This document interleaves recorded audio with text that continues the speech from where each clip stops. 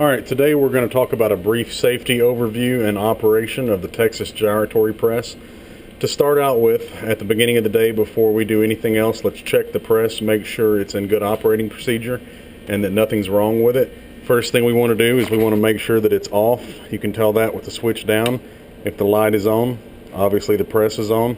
So let's make sure that the press is off. Briefly look over it and make sure we don't see any oil or fluids leaking out anywhere. Check around the top of the ram here, see if we see anything dripping out, maybe any oil sitting on the top edge. Check our rollers on the front and back, make sure we don't have any debris or anything stuck on them or underneath the base plate right here. Basically what we're going to do is, like I said, we're going to go over safety first. First of all, always make sure your right hand stays on the grip and your left hand stays right here on this corner.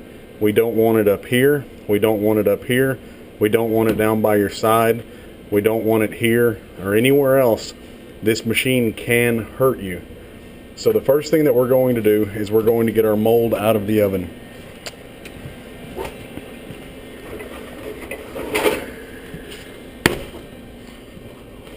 Once we have our mold out of the oven, we'll go ahead and grab our sample.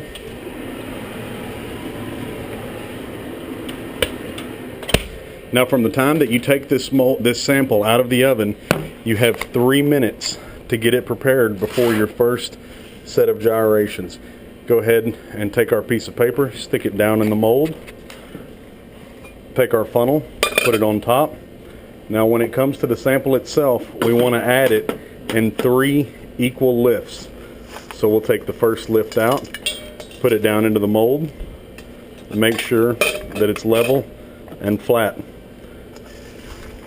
Add our second lift, put it down in there, make sure it's flat and level, and continue to do that until we have our entire sample down in the mold.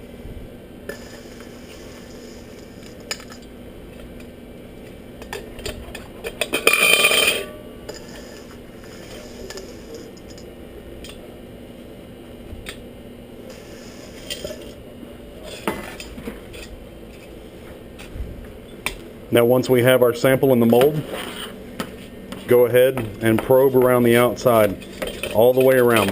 What this is going to do is it's going to get rid of any of the large rocks that may be on the outside and make sure we don't have any air voids. Make sure all of our sample is inside the mold. And go ahead and put our second plate on top. Bring it up to the machine and make sure you hold the bottom plate into the mold. Slide it in. Make sure our machine is turned on. Right here is our valve that controls the ram. In the up position, the ram will go up. In the side position, the ram will go down. Make sure it's in the side position. Put our hand here in the safety position. Go ahead and start bringing the ram down. Now at this point, we want our gauge to go to 50 psi. 50 psi is our magic number. Every time we're going to do our gyrations at 50 psi.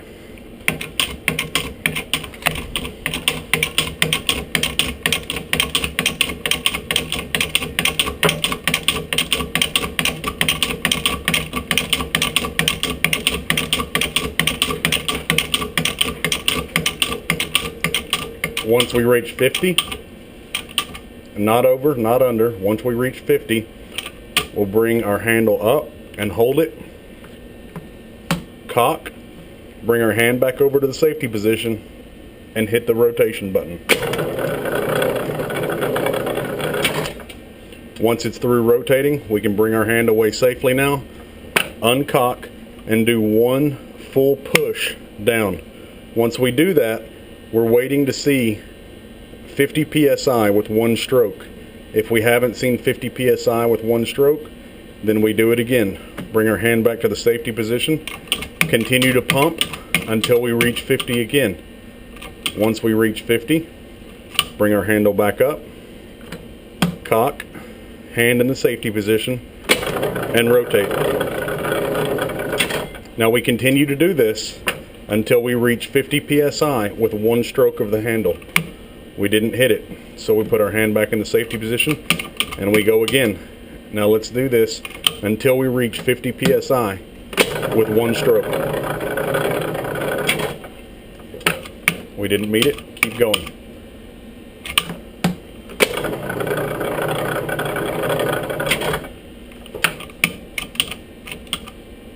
Now that time we're getting a little closer, so start to pay attention. We don't want to go over 50.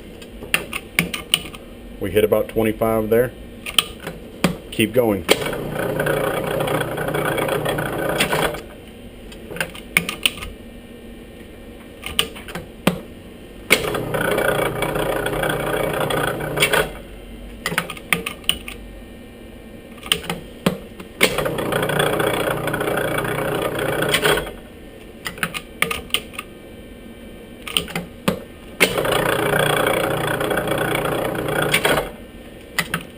Now that we've reached 50 with one stroke, we're going to continue going to 50 until we reach 150 with a single stroke.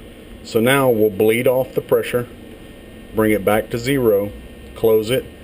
Now we'll go back to 50 again.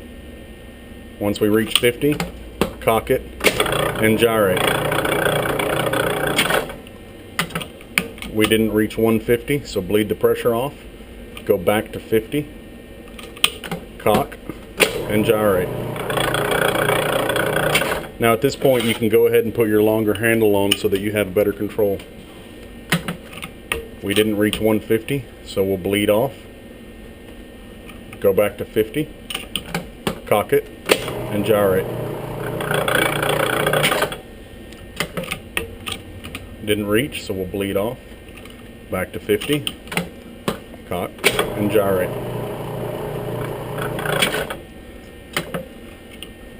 Now that we hit 150 with one stroke, we continue to go until our left gauge goes all the way to 2500. Once it reaches 2500, we're done. You don't have to hold it for an extended period of time. Just meet 2500, and then at that point slowly release the pressure off of your valve. If you open it all of a sudden, you can actually damage the gauges. So slowly release the pressure. Now we're done, so we can leave the valve in the up position and go ahead and bring our ram up out of the mold.